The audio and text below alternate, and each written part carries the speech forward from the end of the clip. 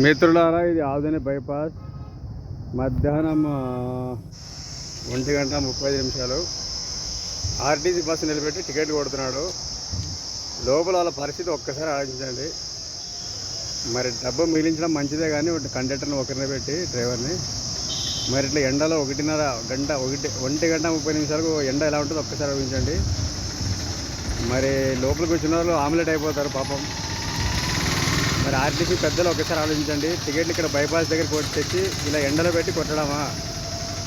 మరి ఆధునిక RTC depot manager గారు మానవత్వంతో ఆలోచించండి.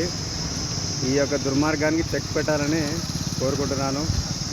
చూడండి, 1:30 లోపల సుమారు 34 మంది ఉంటారు. పిల్లలు ఉంటారు, స్త్రీలు ఉంటారు, ముసలి వాళ్ళు ఉంటారు. చూడండి, డ్రైవర్ ఇప్పుడు ఎక్కినాడు కాబట్టి ఖచ్చితంగా చూడండి పరిస్థితి. చాలా మేము చూడబట్టే 10 నిమిషాలు అయిపోయింది.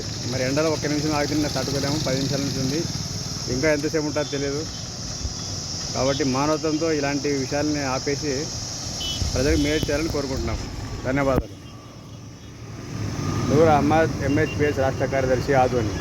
Okay, right.